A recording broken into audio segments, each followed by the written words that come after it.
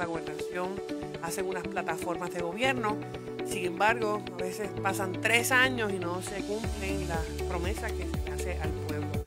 Gracias a Dios, como estamos en primaria y estamos en campaña, pues ahora es que se están tomando acciones sobre las plataformas que se le prometieron al pueblo, ¿verdad? Hace 3 años, así que en algo están ayudando las primarias en cada uno de los partidos. Dicho esto, quiero reconocer que hoy, para el tema que vamos a hablar, que es de salud, que es una de las entregas en el área de salud, van a ver conferencias donde el tema es tan amplio que vamos a dividir, ¿verdad?, los temas, porque lo que es educación, seguridad y salud, por ejemplo, vamos a necesitar más de un espacio por el volumen. Pero hoy me acompaña el doctor Víctor Ramos, pediatra y pasado presidente del Colegio de Médicos Cirujanos de Puerto Rico, a quien agradezco su constante trabajo, ¿verdad?, a favor de la salud y que ha sido uno de los elementos importantes en nuestro comité de escuchar a los profesionales en el área de la salud, así como el doctor Lorenzo González, pasado secretario del Departamento de Salud, el doctor Jorge Martínez Trabal,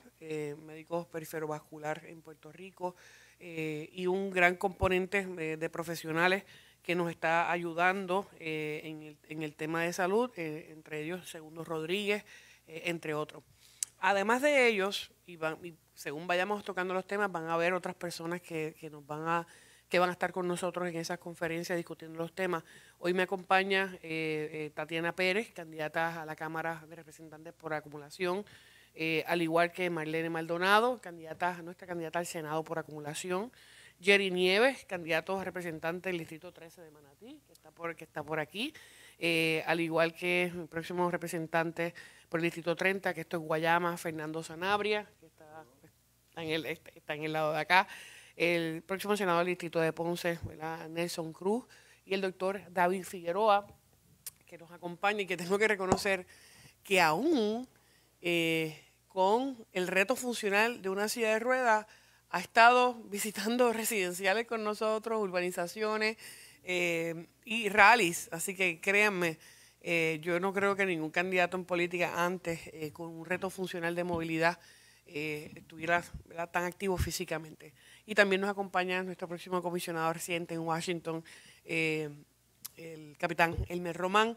¿Y por qué ustedes ven a estos candidatos, ¿verdad?, con nosotros? Porque lo que vamos a estar hablando va a requerir, en algunos casos, legislación, en otros fondos federales, y ciertamente también la disposición a nivel de Puerto Rico de legislación. Uno de los temas que siempre está ligado al asunto de salud es el tema de salud mental. Y cuando uno revisa las llamadas de la línea de primera ayuda, la línea Paz, línea psicosocial que recibe AMSCA para temas relacionados al suicidio, vamos a ver que ha habido un aumento dramático de más del doble, de doble dígito, de las llamadas que se recibieron pre-pandemia a post-pandemia. En pandemia hubo más de 3.719 llamadas a esa línea, y el año pasado, en el 2023, 6.787. Perdonen, pero las gráficas no las tengo disponibles, pero se les van a proveer. Con un aumento de más de 8.800 llamadas en el 2022. Esto es duplicar la cantidad de llamadas en términos de suicidio en Puerto Rico en los pasados años. Y ese número discute asuntos, ¿verdad?, que van por encima de los niveles de pandemia, duplicándose, dejando un claro manifiesto en los asuntos de salud mental que tenemos en Puerto Rico. ¿Cómo atendemos esto? ¿Qué está haciendo el gobierno para esto? La realidad es que Puerto Rico lleva sumido en una crisis de salud mental y emocional que data de mucho tiempo atrás y que se exacerbó con los huracanes Irma y María, se exacerbó con los terremotos, con los distintos conflictos, ¿verdad?, atmosféricos, y con la pandemia se agravó en otros de los renglones. Así que hay distintos problemas que surgen a base de los problemas de salud mental, entre ellos no solamente la causa de suicidio, pero también los casos de violencia doméstica, violencia, crimen en la isla. Y la realidad es que Puerto Rico no tiene suficiente personal capacitado, especializado para atender la cantidad de pacientes que necesitan ayuda y facilidades y programas adecuados para poder tratar a todas estas personas. La medicación ¿verdad? Producto de esto que acabo de mencionar, hemos visto también un aumento en la medicación con benzodiazepinas, que tiene un potencial altamente adictivo, y esa es la palabra oficial, que Víctor puede hablar de eso más que yo, pero como lo conocemos en la calle, estamos hablando de Klonopin, de Xanax, la Valium y todos estos medicamentos que son recetados por generalistas para trabajar la ansiedad en sus pacientes. Ansiedad es uno de los elementos, ¿verdad?, en términos de salud mental. Y expertos han catalogado la sobremedicación de estas drogas como una nueva crisis de opioides en Puerto Rico. Ante esto, la cantidad de pacientes que terminan tomando estos medicamentos de por vida se debe también a que no tienen suficientes especialistas, a que no tienen suficientes facilidades o suficientes tratamientos en Puerto Rico para tratar los distintos tipos de condiciones, porque en esto de salud mental uno no puede decir que una sola prescripción va a resolver los problemas de todos los pacientes, todos son casos individuales. Cuando todos estos medicamentos se supone que solamente se utilicen a corto plazo, AMSCA en su informe más reciente el año pasado indicó que más de 1 millón de personas en Puerto Rico entregaron casi 3 millones de recetas de benzodiazepinas, por fin lo dije bien, en farmacias. Y vuelvo, más fácil para mí decir Valium, Xanax, Klonopin, entre otras, lo que equivale al 75% de estas recetas son de personas entre 45 y 79 años. 3 millones de recetas para este tipo de medicamentos solamente en el pasado año. Este problema nos lleva, obviamente, a ver nuestro programa de salud, a ver cómo trabajamos el asunto de salud mental y cuántos proveedores de servicios de salud tenemos para atender estas condiciones. La realidad es que no tenemos suficientes. Ni tampoco tenemos el dinero para pagarle lo que estos generalistas o estos especialistas necesitan, ni para ofrecer mejores beneficios. Y por eso necesitamos, mejores facilidades de salud, atender y tener la cantidad de profesionales que puedan ayudar a las distintas categorías para ofrecer tratamientos adecuados y no vivir de crisis en crisis o de parche en parche como históricamente se trabajan los asuntos de salud. Y que estas condiciones van a requerir que tengamos no solamente un seguimiento y un crecimiento en los hospitales e instituciones que trabajan con asuntos de salud mental en Puerto Rico, y para eso hay que tener un plan de acción. Hoy es nuestra primera entrega de propuestas que van en distintos temas. Salud mental para mí va a ser uno de los temas principales en mi administración. Y por eso tengo que, enfatizar que podamos tener profesiones relacionadas a los tratamientos de salud mental en Puerto Rico en cada una de sus categorías. No solamente el profesional médico especializado, sino enfermeros, técnicos y todos los programas que vayan a trabajar con distintas condiciones de este gran problema. Para eso, nuestra primera propuesta va a ser fomentar los programas para profesionales en el área de salud con potencial de desarrollo y buena paga, a través del Decanato de Asuntos Profesionales de la Salud del Recinto de Ciencias Médicas de la Universidad de Puerto Rico. Ustedes saben que ya nosotros hicimos una presentación de los temas para la Universidad de Puerto Rico. Ahora estamos ampliando aún más en lo que tiene que ver con el aumento en la expectativa promedio de vida de la isla, teniendo una población más envejeciente y la población de 45 años, 79 años, experimentando 3 millones de recetas solamente de estos medicamentos, pues ciertamente eso implica que tenemos un mercado laboral ahí disponible y necesitamos los técnicos, necesitamos empleados, especialistas que puedan ayudarnos con esto. Y para eso utilizaremos la UPR técnica, que es una de las propuestas que nosotros hemos estado impulsando en nuestra plataforma para los adultos mayores, para apoyar la salud y la población, incentivando educación y desarrollo profesional de la salud en especialistas en geriatría. Necesitamos más especialistas en geriatría y también certificaciones profesionales y programas cortos y vocacionales basados en la necesidad y la demanda de asuntos de salud mental y de adultos mayores.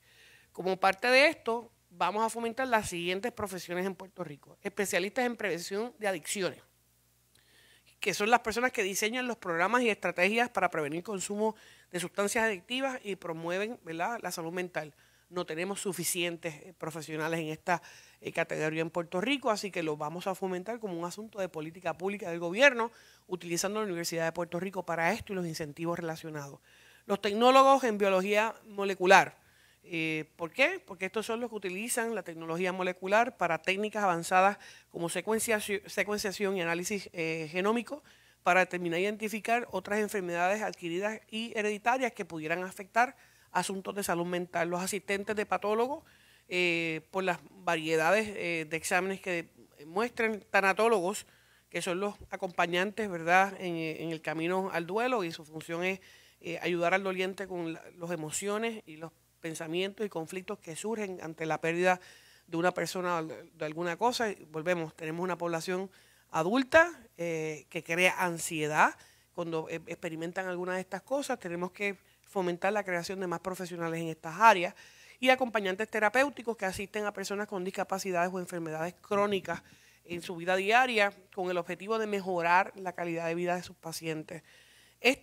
Desarrollo de estos programas a través del recinto de ciencias médicas empieza a poner al gobierno de Puerto Rico a trabajar holísticamente. La universidad, el Departamento de Salud, el Departamento de la Familia y obviamente haremos lo propio a través del sector privado. Otra de las áreas importantes y en términos de salud mental, vamos a fomentar las alianzas que existen actualmente. Esto es una de las áreas, no es todo, ¿verdad?, con los hospitales y las clínicas de salud mental que tenemos hoy en Puerto Rico, y para eso tenemos unos comités de trabajo irmanando aún más el detalle sobre las cubiertas de planes médicos a pacientes de salud mental. Eso para mí es bien importante. La salud mental no es un asunto que tú te enfermas una sola vez y el plan te cubre solamente una vez, una hospitalización. Así que uno de los elementos que vamos a estar incluyendo es la cubierta médica para las personas que requieran utilizar asuntos clínicas de salud, instituciones de salud, y cómo se cubren sus medicamentos y sus terapias. Que muchas veces aquel que por fin decide buscar ayuda y no quedarse en su casa, a veces le es denegado porque el plan no le aprobó el acceso a un servicio de salud. La segunda área, que para mí va a ser medular, es cómo vamos a tratar al Centro Médico de Puerto Rico. El Centro Médico de Puerto Rico es la institución hospitalaria más importante de la isla. Sin embargo, cada año vemos las crisis en términos de tienen dinero para pagar los enfermeros, hay dinero para pagar los médicos, hay suficientes médicos, está la planta física en condiciones. Es el cuento de nunca acabar. En los últimos 20 años, todos los años hay una crisis distinta en el Centro Médico. Como gobernadora yo me comprometo a que el Centro Médico de Puerto Rico será la principal institución hospitalaria con los recursos para tener los médicos, los enfermeros y el personal necesario, y que su planta física esté en buenas condiciones. Yo me alegro que el gobernador, ¿verdad?, a escasos días de una primaria, hable de que va a empezar la construcción o la remodelación del centro médico. Eso yo lo aplaudo, qué bueno que aunque sea porque tenemos primarias, esto se anuncia, pero esto no se puede quedar ahí. Y aquí tengo que reconocer el trabajo del doctor Pablo Rodríguez, quien llega años pidiendo y empujando estos cambios. Pero aún así, el nivel de trauma en Puerto Rico se certificó como nivel 1 a nivel criollo. Pero no es lo que el Colegio Americano de Cirujanos reconoce como el más alto calibre. Para esos efectos nosotros somos un número 3. Yo me comprometo como gobernadora a que mi centro médico alcance la calificación de grado 1 de calidad. Y para tenerles una idea de por qué esto es tan importante, la principal, ¿verdad?, causa de muerte entre niños y jóvenes es un trauma. La primera causa de incapacidad es un trauma. El 80% de las personas que sufren un trauma mueren dentro de la primera hora, por eso le llaman el golden hour. Así que si no se trabaja en una hora, esa persona o puede tener una condición de por vida, afectada de por vida por ese trauma, o simplemente morir. Como parte de eso, el cuidado que reciba una persona lesionada esa primera hora va a determinar si la persona vive, ¿verdad?, o cuál va a ser su funcionalidad. Y ante esto, el Hospital de Trauma de Puerto Rico, aunque tiene nuestra calificación más alta a nivel local, la realidad es que no es la misma a nivel nacional.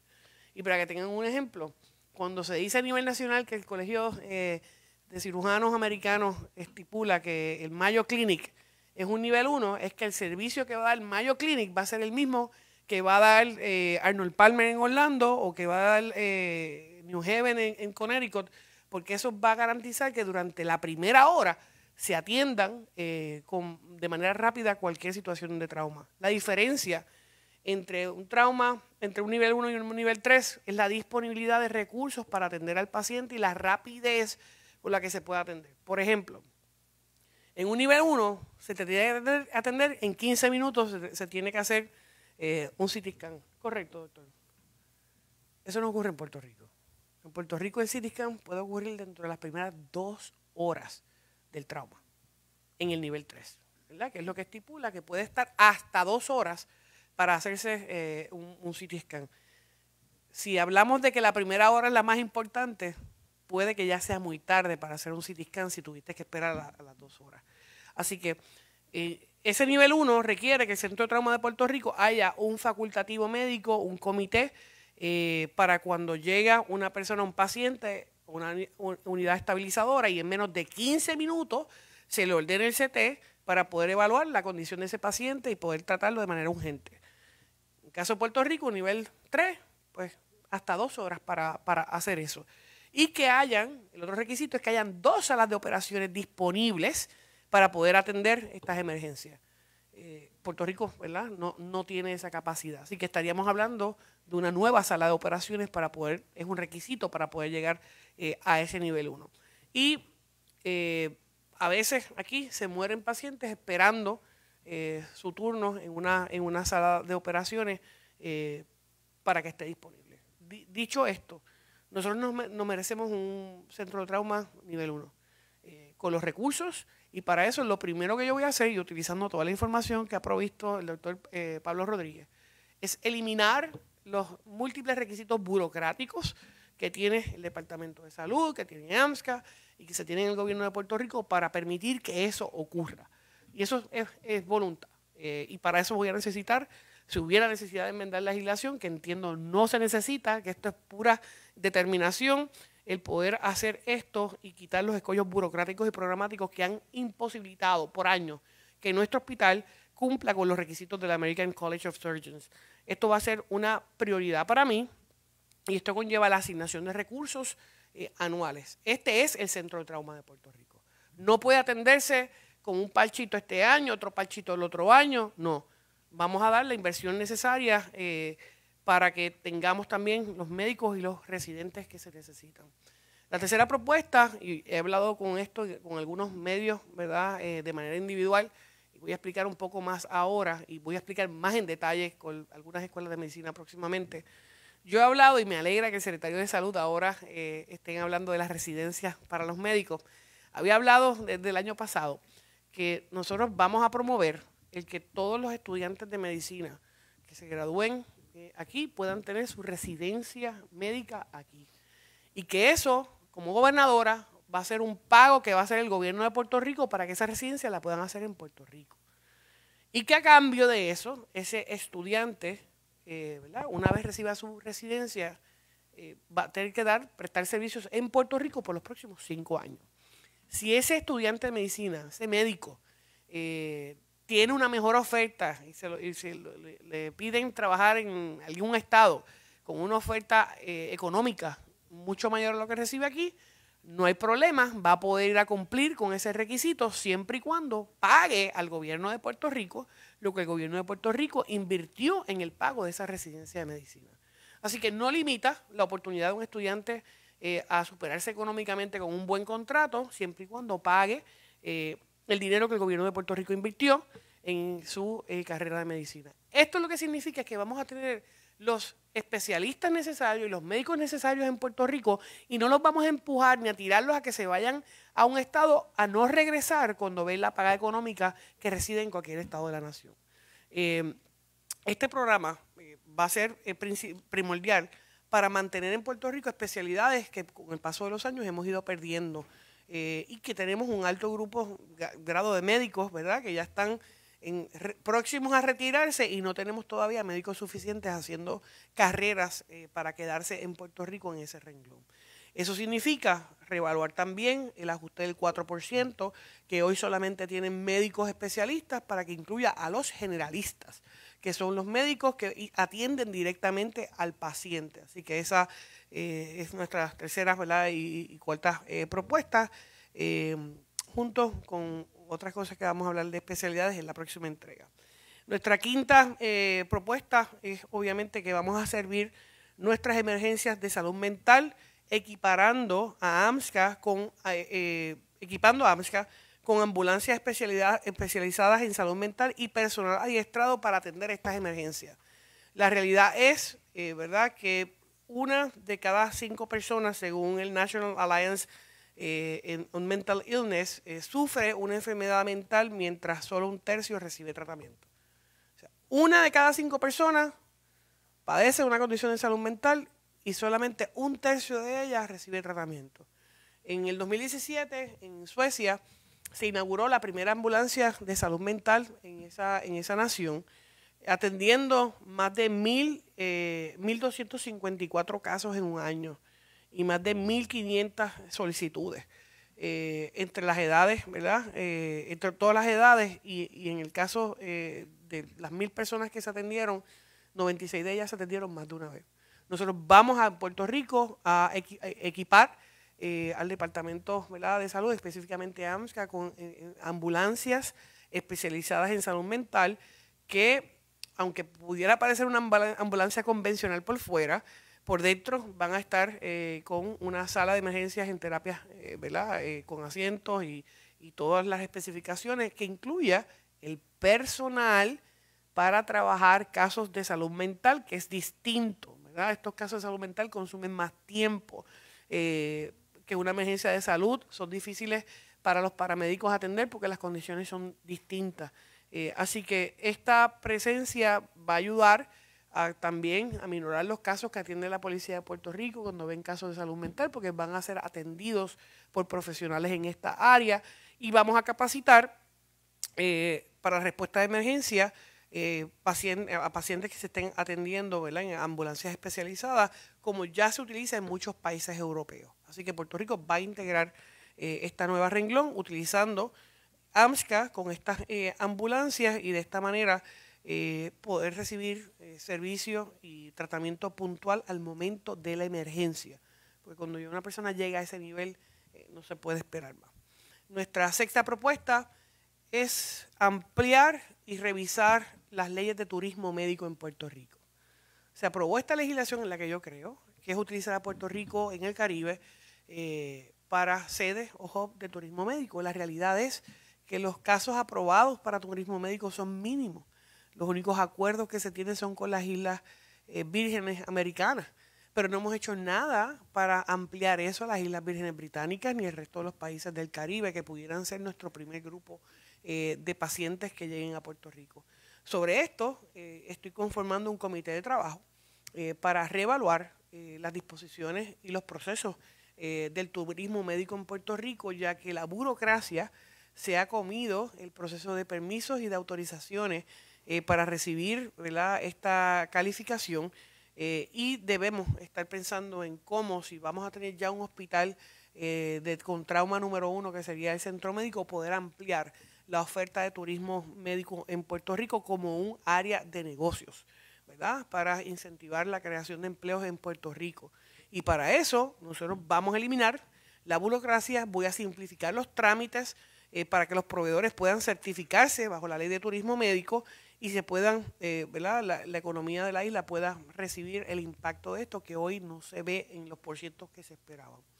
Nuestra séptima propuesta es un área que poca gente piensa, porque no tienen un familiar viviendo en una institución penitenciaria en Puerto Rico. Muchos de nuestros confinados sufren de hepatitis C. Y esta condición, que es una infección hepática que se causa por un virus, tiene cura. Sin embargo, hay que tratarla.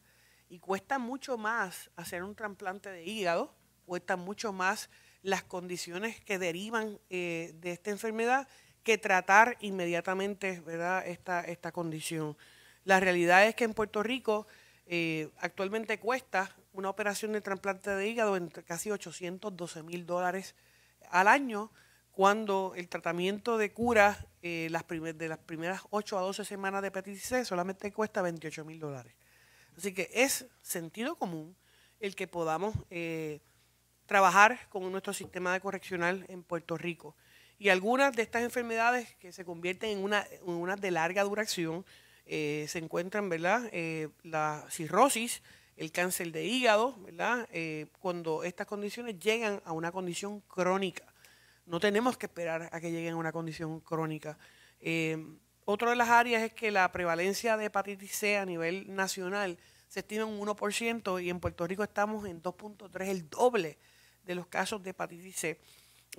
Según el reporte estadístico del Departamento de Salud Correccional más importante, el de mayo del año pasado, el 20%, dice que el 20% de la población correccional en Puerto Rico padece de hepatitis C. Y esto, ¿verdad?, es grave. Esto es una enfermedad que se contrae al compartir agujas u otros equipos utilizados para preparar o inyectarse la droga, relaciones sexuales entre hombres, siempre y cuando haya contacto de sangre con una persona infectada. Y quien va a sufrir esto es la familia del confinado, ¿verdad?, cuando tiene que estar trabajando posteriormente con esta condición crónica de salud y lo que esto conlleva para su familia. Hay otras enfermedades que se desarrollan a consecuencia de la hepatitis C, como pudieran ser la diabetes y otros linfomas. Y nosotros entendemos que esto puede trabajarse de manera efectiva, y aunque no hay una vacuna contra el hepatitis C, sí hay tratamientos que pueden curarlo si se administran dentro de las primeras 8 a 12 semanas. De hecho, desde el Congreso nosotros conseguimos fondos en el 2019 para que esto estuviera incluido en la cubierta del Plan Vital. Así que como comisionado residente logramos incluir por primera vez el que el Plan Vital cubra el medicamento Myret desde enero del 2019, pero este medicamento no ha estado disponible en el Plan Vital para la población correccional. Una de las cosas que el sentido común nos dice es: ¿por qué no ponemos el Plan Vital a que cubra a los pacientes de corrección?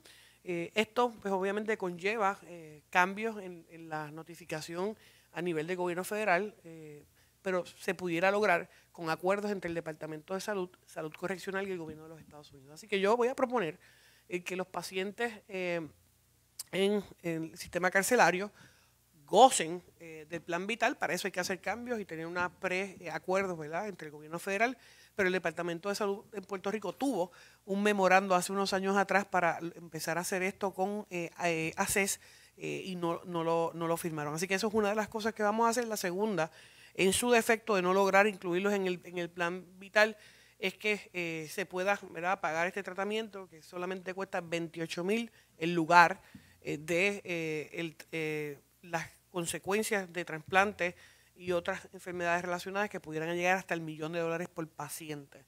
Y si tenemos un 20% de población en salud correccional, saque cuenta de cuánto esto le puede costar al gobierno de Puerto Rico, además de las vidas que se ven afectadas en el camino.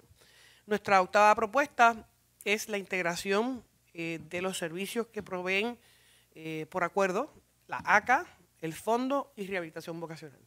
Si usted tiene un accidente y usted pierde una pierna, usted va a necesitar las mismas terapias, el mismo tratamiento que si lo pierde en un accidente de carro, a si lo pierde en un accidente en el trabajo. Así que si ya hoy Rehabilitación Vocacional, el Fondo y la ACA proveen estos servicios, ¿por qué no permitir que existan unos acuerdos colaborativos entre las tres agencias para que el paciente pueda tomarlo lo más cercano, ¿verdad?, a su hogar? Y si más cercano a su hogar está la ACA, o más cercano está el Fondo, o más cercano está la rehabilitación, poderlo tomar de esta manera.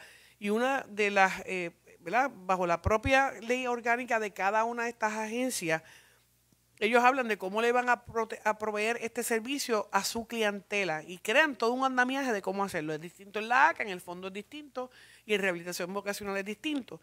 Pero la realidad es que no hay ninguna razón para que esos servicios no puedan ser interactivos en cada una de las agencias y que el paciente Si perdió una pierna en el trabajo o la perdió en un accidente o por consecuencia de alguna enfermedad, pueda recibir ese tratamiento en cualquiera de las 3 áreas. Y eso, pues obviamente, es el mismo apoyo operacional que debería tener un diabético que le tuvieron que amputar una pierna. Es lo mismo. Un diabético en el trabajo, un diabético en un accidente o una persona con un reto funcional. Así que cada uno de los servicios, en vez de que lo haga por su cuenta, vamos a maximizar los recursos del Estado para que sea más asequible y porque el fondo tiene ya el andamiaje para proveer estos servicios, pero no integra la pericia del Departamento de Rehabilitación Vocacional, que es una de las áreas que el doctor David Figueroa ha estado peleando para que le demos la prominencia que requiere el Departamento de Rehabilitación Vocacional. Y vamos a fomentar esta integración de servicios, como puede ser la coordinación, la optimización y utilizar, ¿verdad?, las necesidades de los pacientes y beneficiarios como el ente principal al momento de dar el servicio. Nuestra 9ª entrega de hoy, o propuesta, y yo creo que es una de las más importantes. Tenemos muchas leyes en Puerto Rico que defienden los derechos del paciente, pero ¿quién las hace valer? Con esto, ¿verdad?, termino. ¿Quién hace valer las leyes que protegen al paciente de prácticas de los planes médicos o de prácticas de los hospitales? ¿A dónde va el paciente o quién pelea por esos derechos del paciente cuando sus condiciones no son tratadas a tiempo? La ley número 194 del 2000, que es la Carta de Derechos y Responsabilidades del Paciente, dice muchas cosas. Yo voy a enumerar los que nosotros vamos a darle mayor importancia. El derecho de una alta calidad en los servicios de salud. El derecho a recibir información sobre planes médicos, facilidades y profesiones de salud. El derecho a seleccionar su médico primario y proveedores de salud y especialistas de su preferencia dentro de la lista que le provea la aseguradora. Y aquí volvemos. Eso es lo que dice la ley, no es lo que pasa en la práctica. Continuar recibiendo servicios de cuidado de salud por un periodo de transición de 90 días después de la cancelación o terminación del plan de salud. Eso no está ocurriendo. Y eso es lo que dice la ley. Ser atendido oigan bien, la ley estipula que uno puede ser atendido en una sala de emergencia sin necesidad de referido o autorización de su médico primario o aseguradora. Recibir servicios de cuidado de salud por un periodo de transición de 90 días después de que se cancela, ya lo mencioné, y que usted puede comunicarse libremente con su proveedor de servicios de salud y que tenga acceso al récord médico y que su información médica se mantenga confidencial. Eso no ocurre, ¿verdad? ¿Cuántas veces usted llama para que le den copia de su expediente médico y tarda años en lograr que se lo den? La procuradora del paciente, según la ley, es la persona designada a garantizar el cumplimiento de cada uno de estos elementos y derechos y está facultada también para investigar todas estas disposiciones y representar legalmente a los pacientes.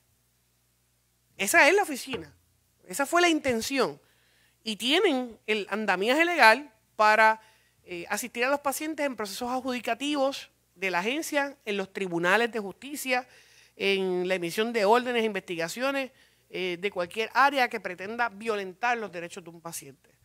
Y en el 2022 se registraron 2.409 querellas ante la oficina de la Procuradora del Paciente, de las cuales 1.212, o la mitad de ellas, estuvieron relacionadas a médicos y 888, o casi el 40%, estuvieron relacionadas a las aseguradoras.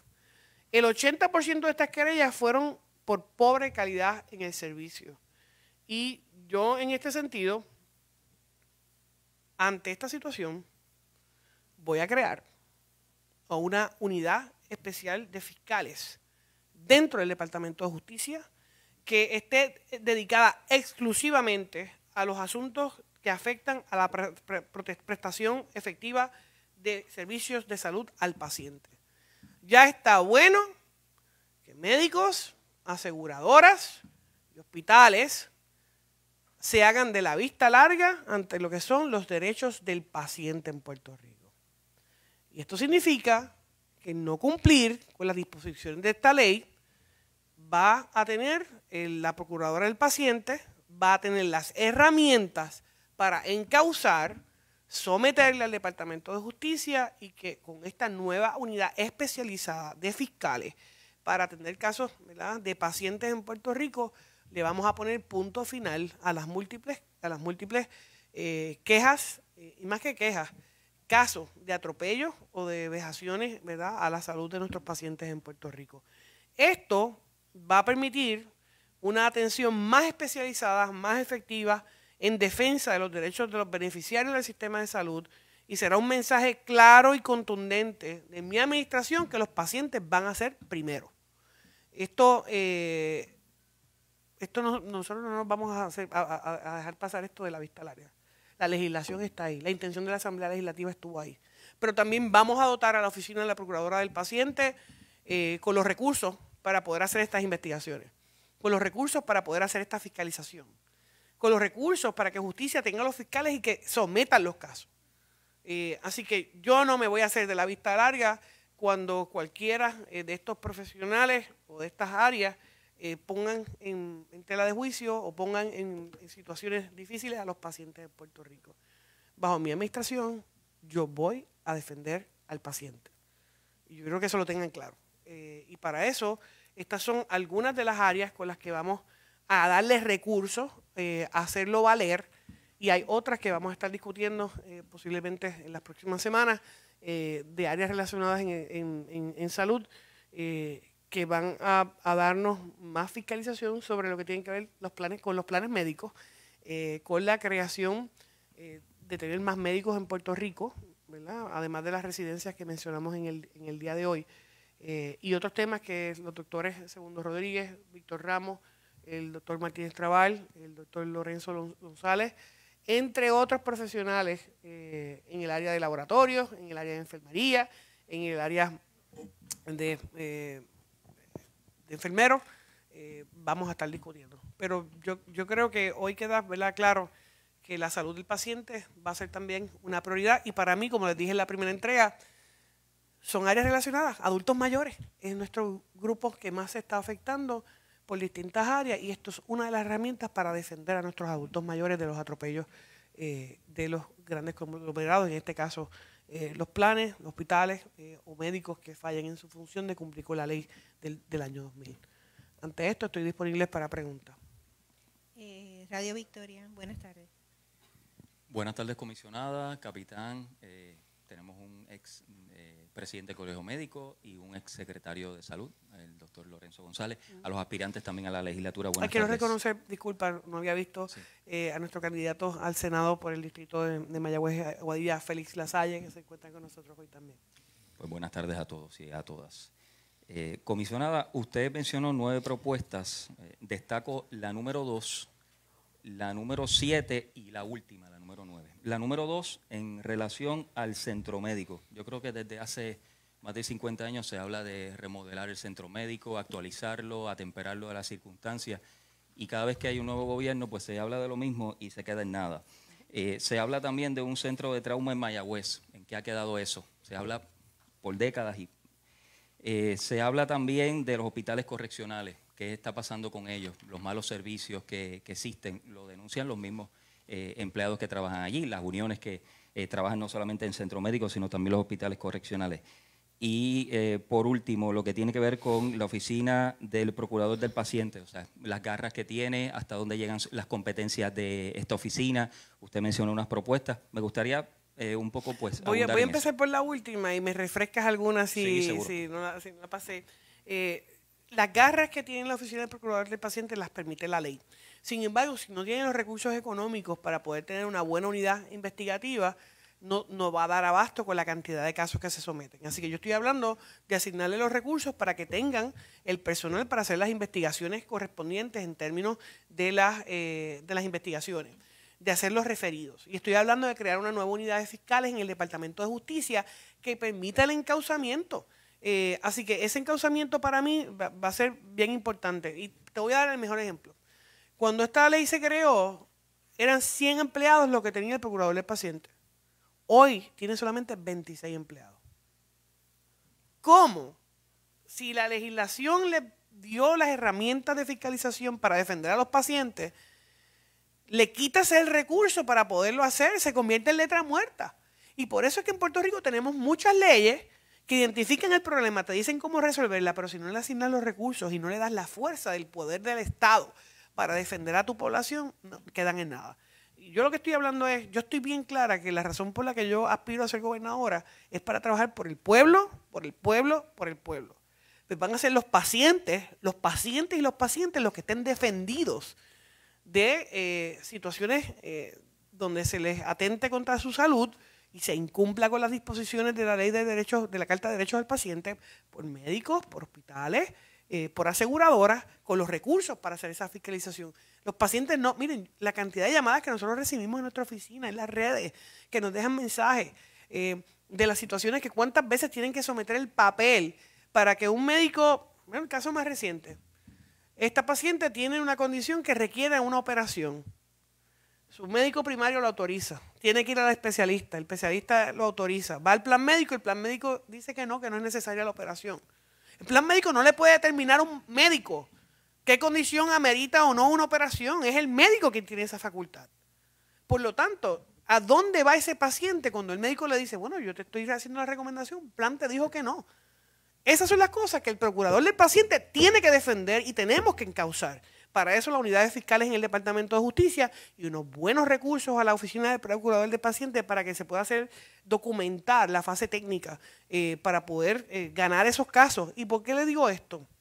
Porque las aseguradoras tienen buenos abogados, invierten millones de dólares. ¿Cómo tú compites con un empleado asalariado de cualquier agencia de gobierno, ya sea CES, ya sea la procuradora del paciente, a competir con una batería de abogados? Tenemos que darle los recursos de competir de tú a tú.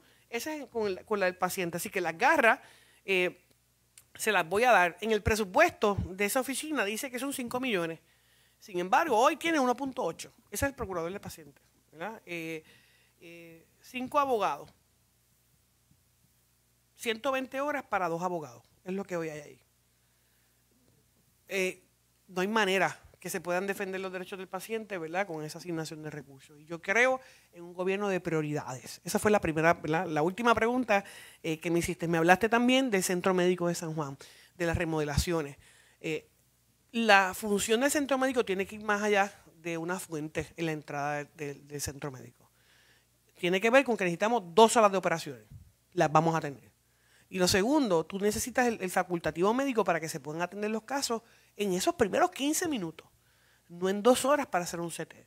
Eso conlleva eliminar muchas barreras burocráticas. Aquí estamos hablando de procesos entre salud, el departamento de ACES, ¿verdad?, y las agencias de gobierno, incluidas, ¿verdad?, la administración del centro médico.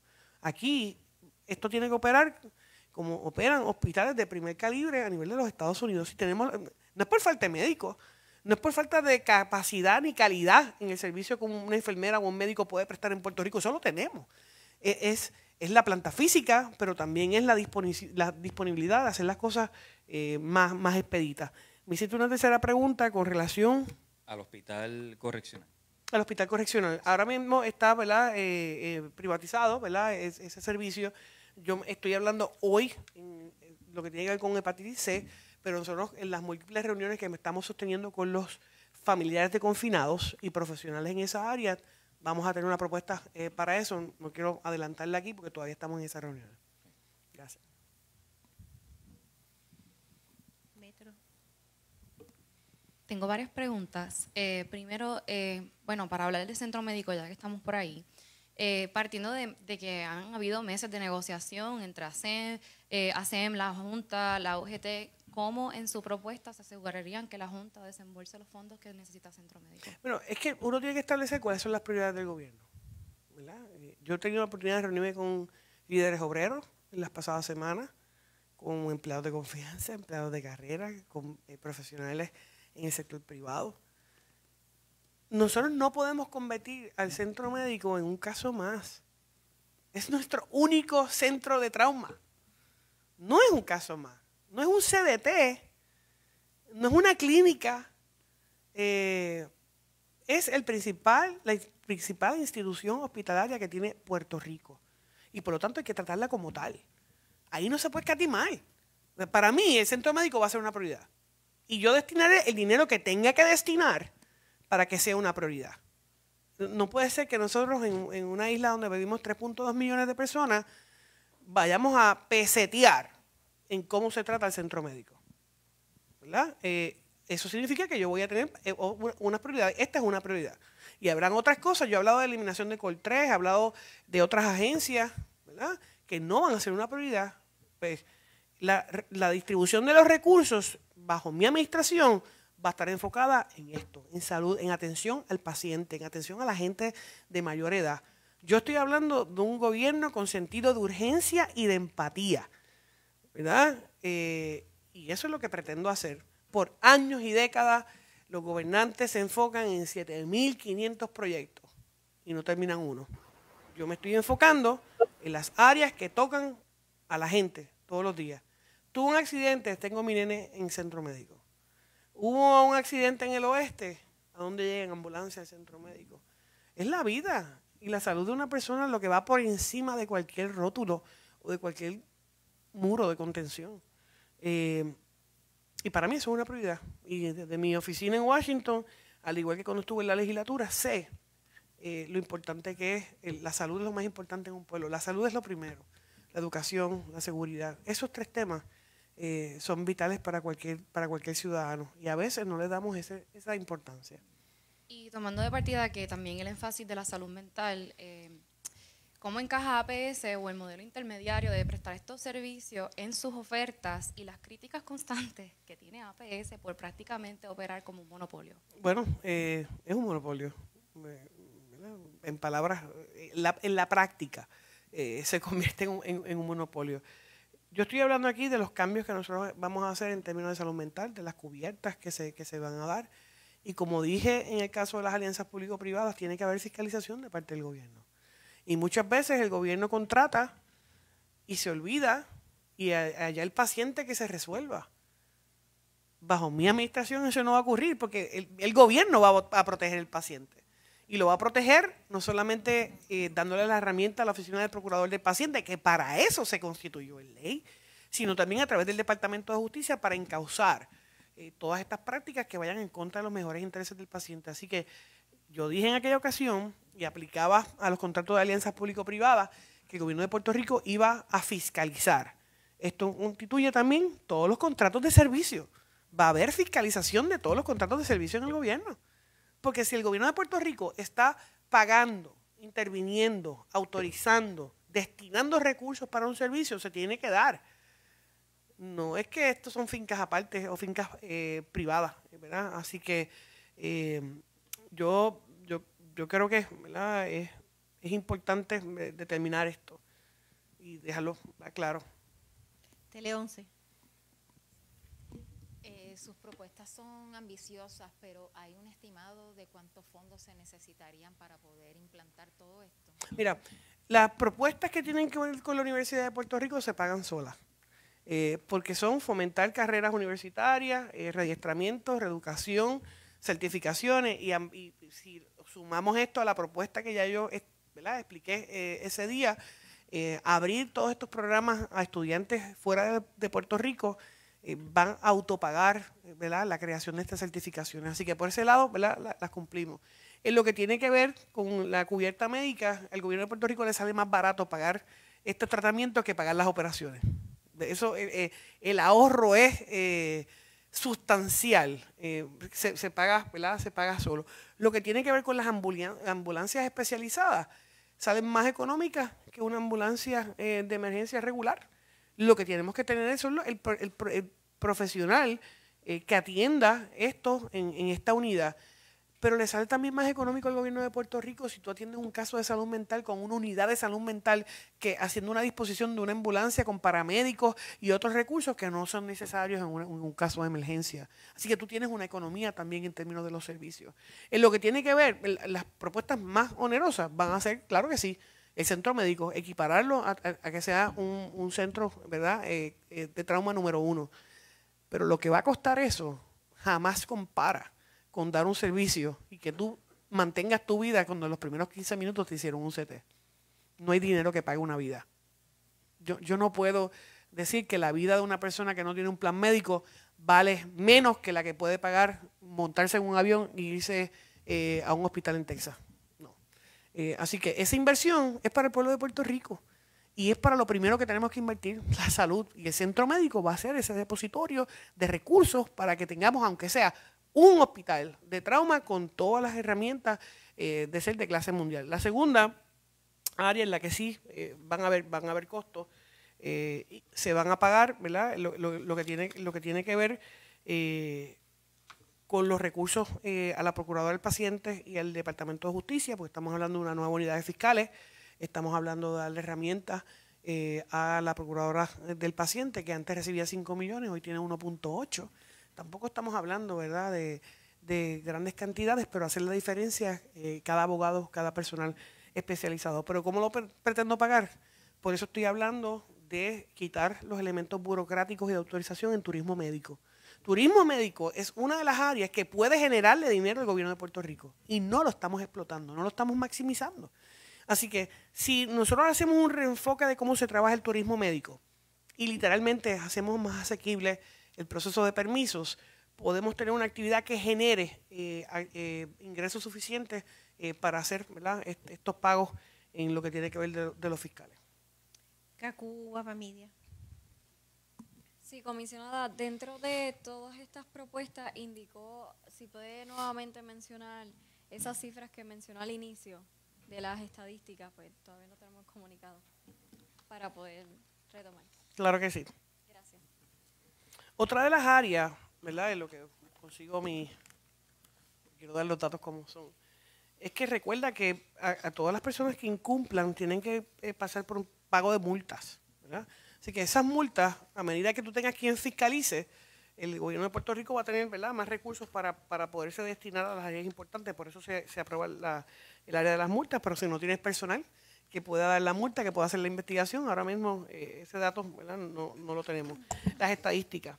El número de llamadas de la línea de primera ayuda psicosocial, la línea Paz de AMSCA, en el 2023 fueron 6.787 llamadas. En el año 2022, 8.837.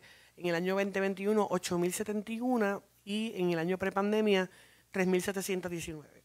En el caso de las personas admitidas a algún programa de tratamiento por trastornos de salud mental, en el año 2023 fueron 1.869. En el año 2022, 1.407.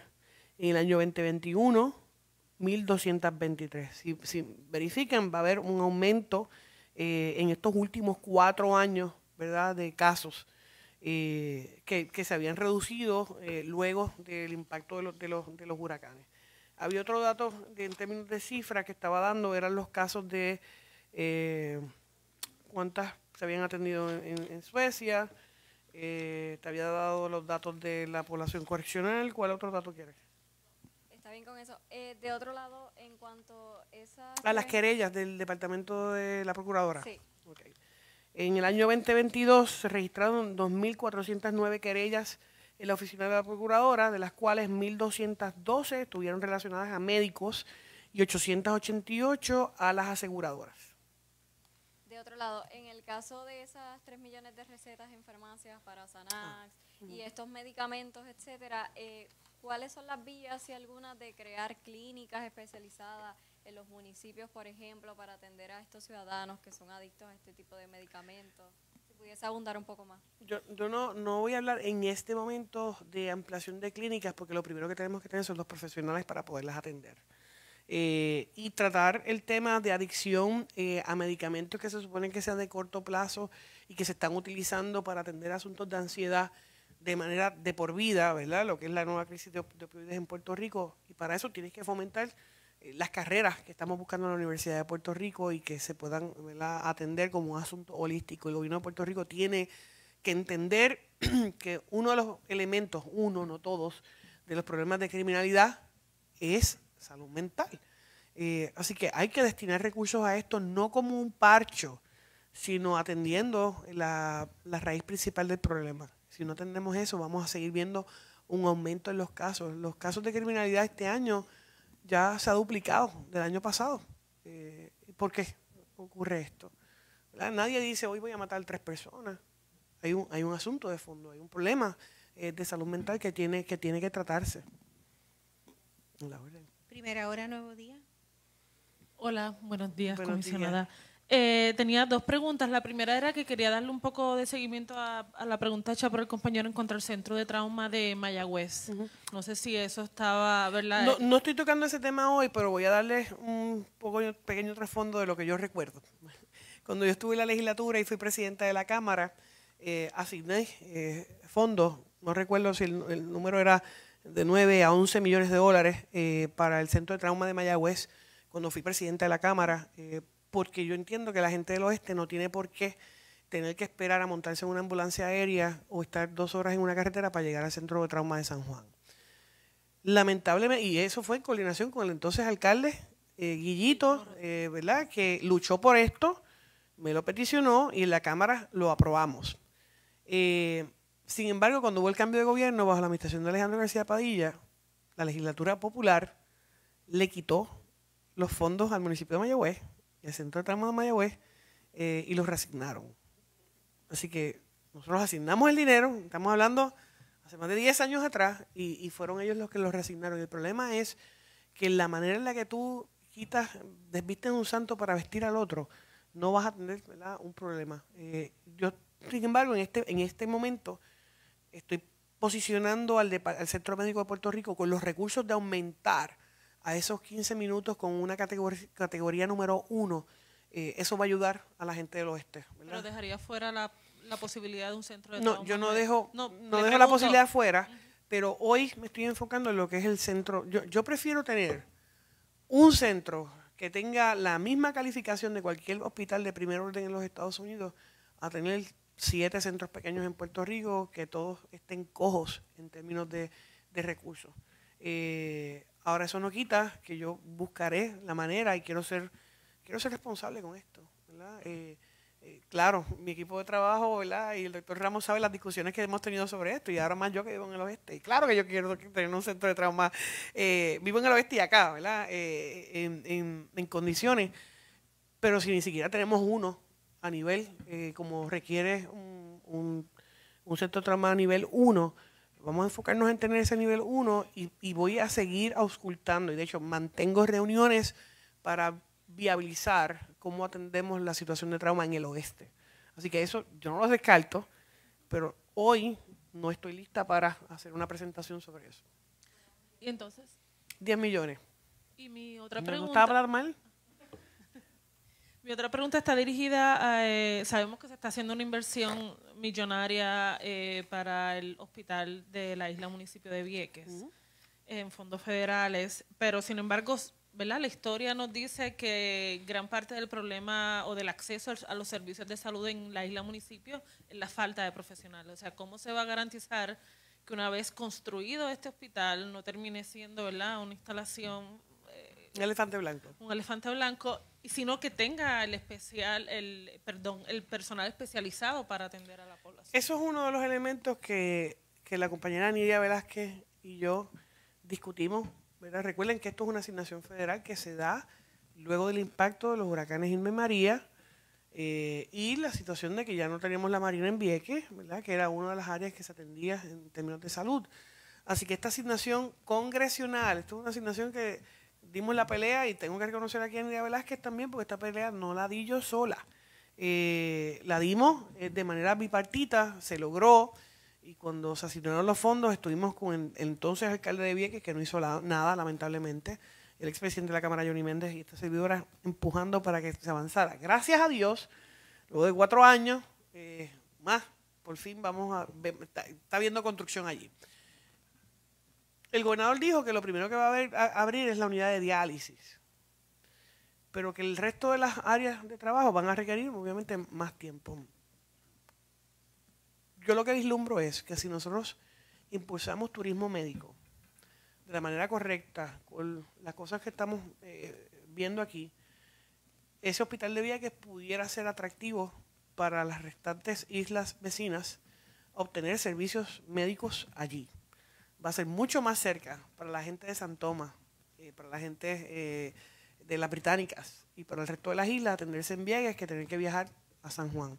Pero para eso, para antes de llegar ahí, tenemos que tener una buena legislación de turismo médico, tenemos que tener unos procesos fáciles y asequibles, porque de lo contrario pudiéramos perder esa ventana de oportunidades que nos garantizaría darle médicos permanentes al al hospital de Vieques, que debería ser la visión, ¿verdad? No solamente tener trauma y tener ginecólogos allí, sino también otro tipo de servicios y que se convirtiera en este centro en este hospital de Vieques, además de la clientela local, en un atractivo que le genere dinero a la isla municipio con visitas turísticas, pero para atenderse en términos de salud.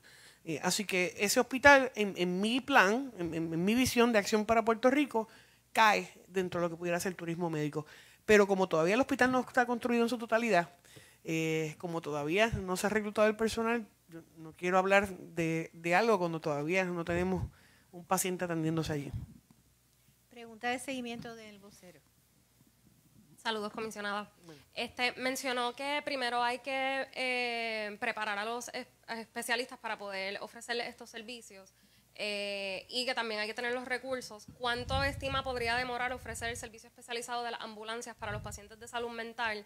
Y también mencionó que estaría eliminando los procesos burocráticos que atrasan la atención y el servicio al paciente en las agencias. ¿Podría detallar de qué manera estaría buscando hacer eso? Eso sería lo primero que haríamos. Todo lo que tiene que ver con burocracia en el gobierno, yo le voy a dar una guerra de frente a la burocracia en el gobierno en todos los procesos.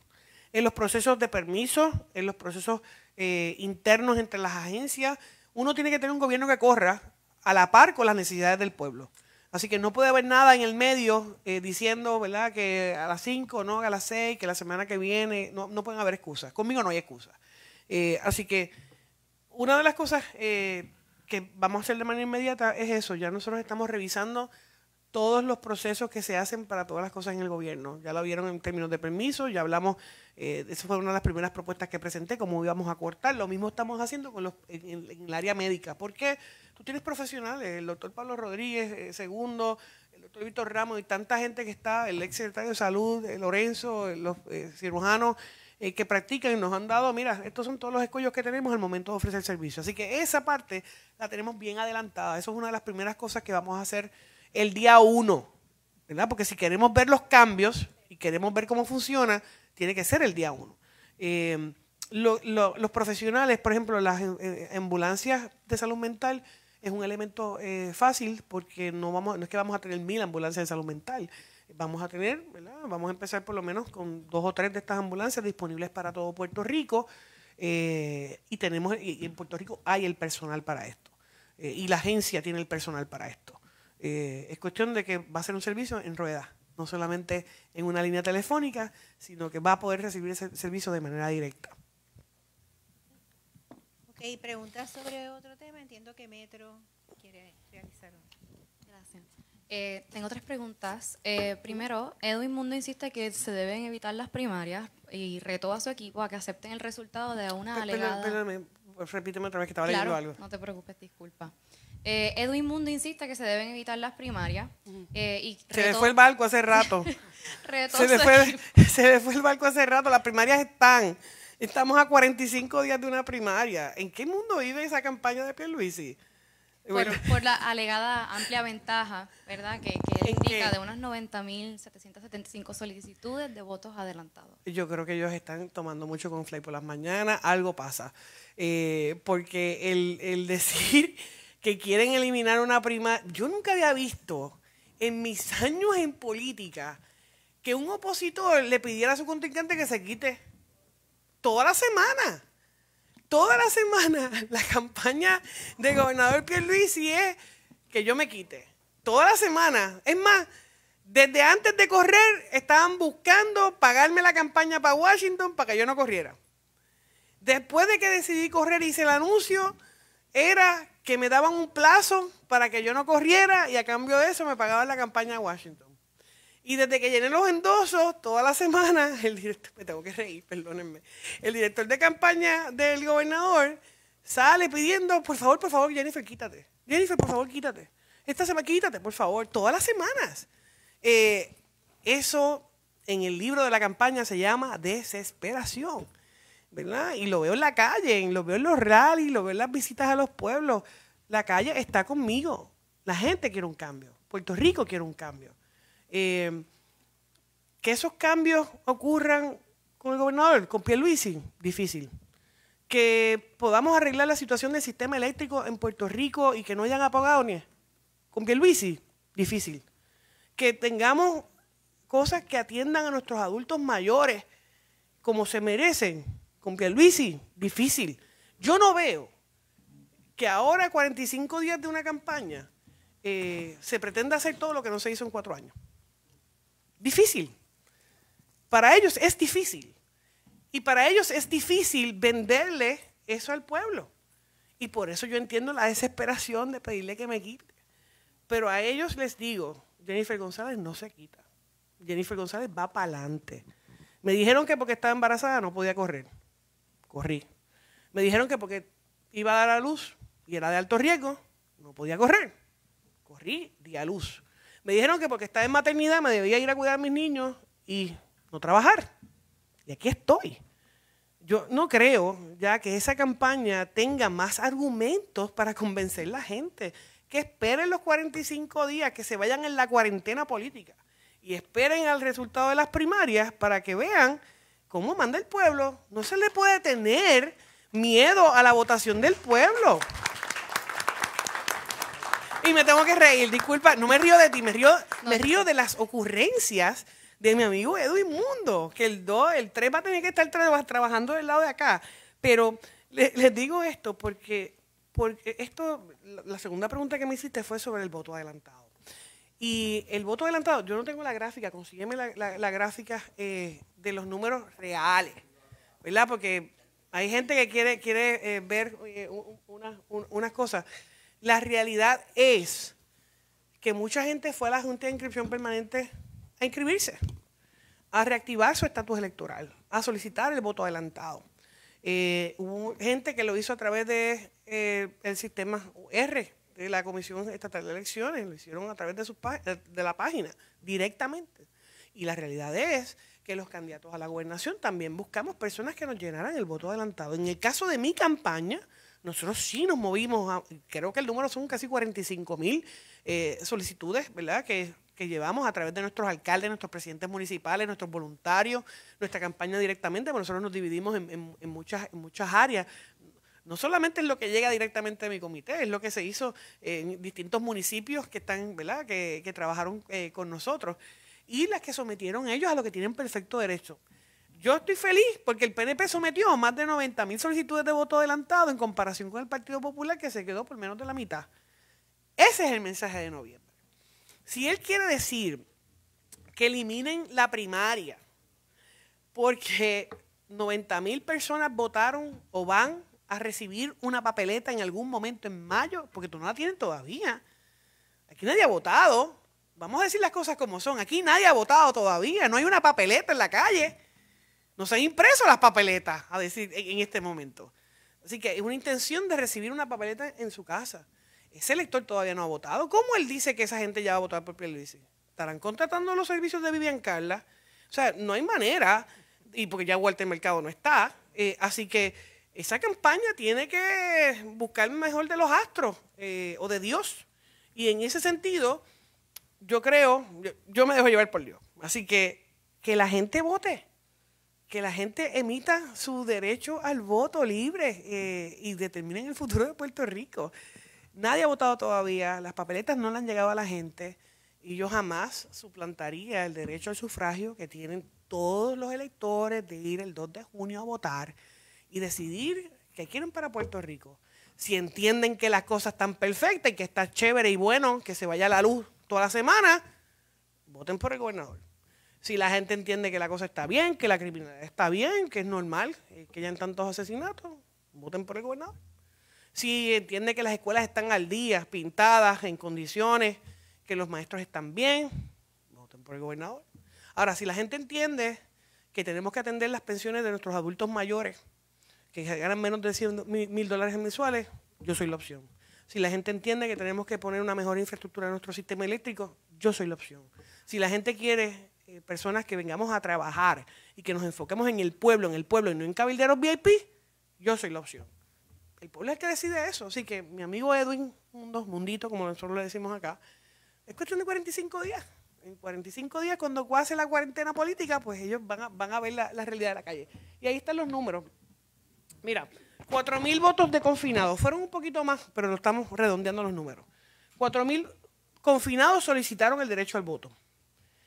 11,000 los llenaron por email, por el sistema R o fueron a la HIP, que es un montón, ¿verdad? Así que esos son, ¿verdad, Java? Yo sometí 40, te dije 45 ahorita, sometí 40. Y ellos sometieron 35,000. Estamos ahí. Eso es en que la gente, bueno, le voy a dar esos 5,000. Ponle que sometimos lo mismo. Pues yo soy una mujer dadivosa y estoy tranquila y contenta. Ponle que sometimos lo mismo. Pero yo sometí 5 más, pero para dejarlo claro, ¿verdad?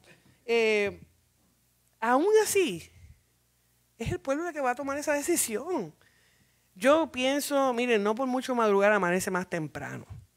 Y esa campaña anda en una desesperación semanal. Iba a decir otra cosa, pero voy a controlarme porque no quiero tomarlo a vacilón.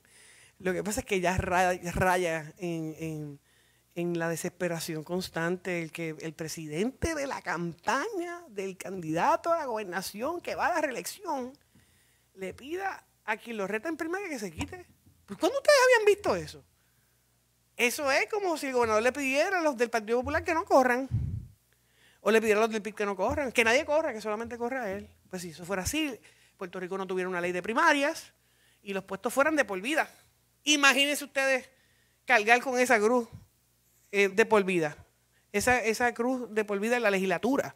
Esa cruz de por vida en alcaldía. No.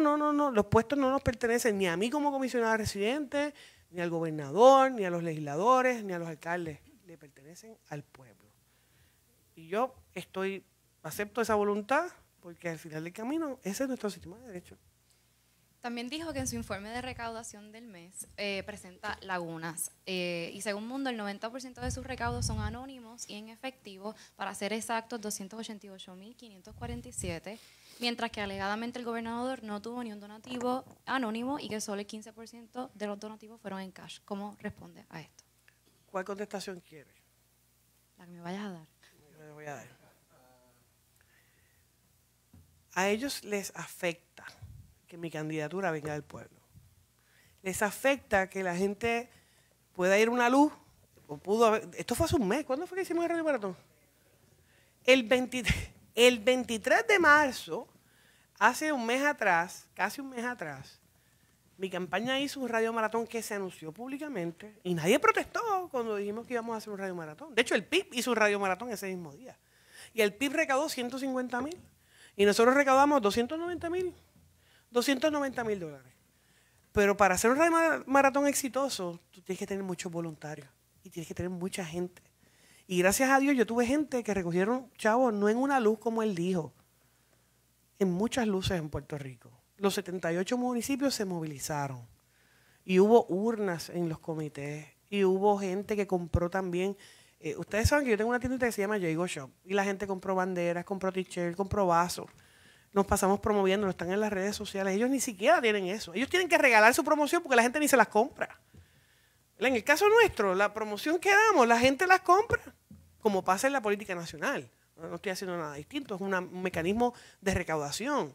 ¿Sabes por qué? Sí que van a haber donativos, ¿verdad? La gente que da $1, $2, $3, la ley electoral dispone cuáles son los límites para tú no tener que reportarlo. Y permite el recibo de donativos en cash, lo permite. Pero esa no es su área. Recuerda que él es director de campaña. Él no trabaja con las partes de finanzas de un comité. Y donde él ve lagunas, quizá un ingeniero puede ver una duna.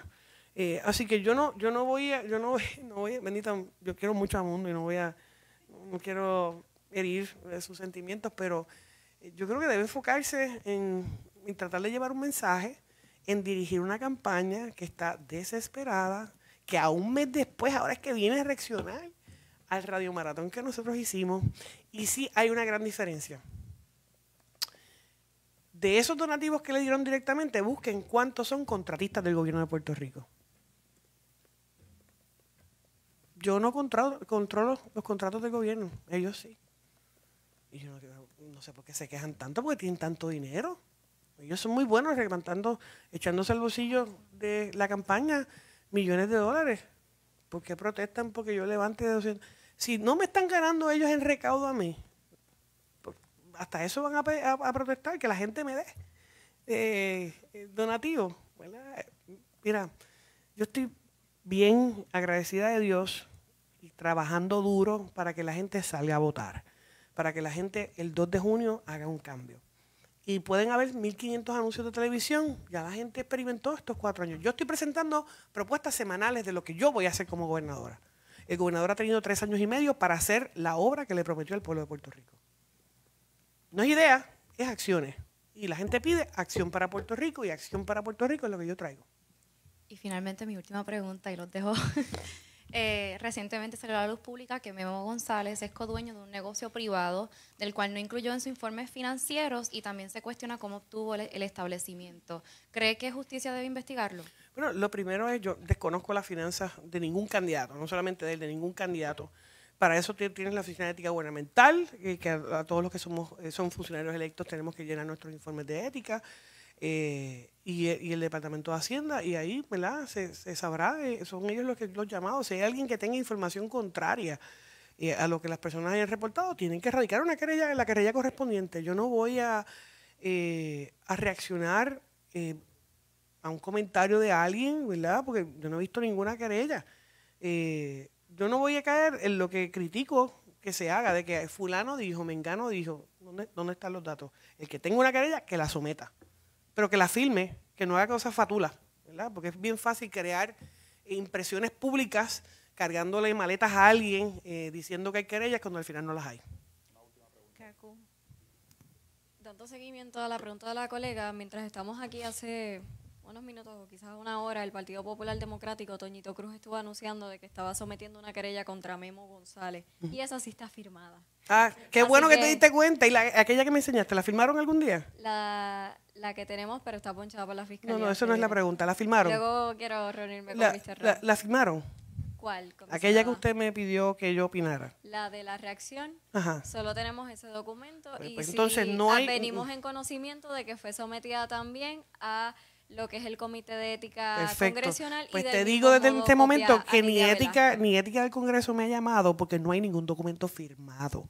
Así que hago la gran diferencia de que uno no puede, porque fulano dijo o llegó un documento, ¿verdad? Tienen que haber documentos firmados.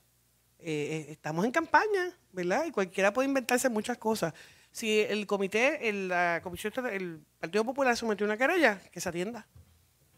Que se atienda. Yo creo que aquí nadie puede tener temor a que se investiguen las cosas. Y cada cual tiene derecho a probarlas.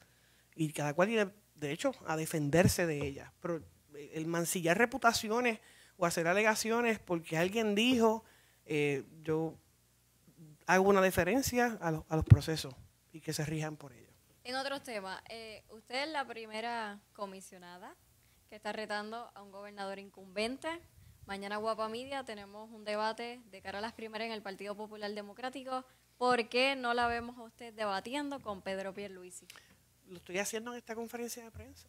Pero de frente a frente ambos. ¿Puedo contestar la pregunta? Sí.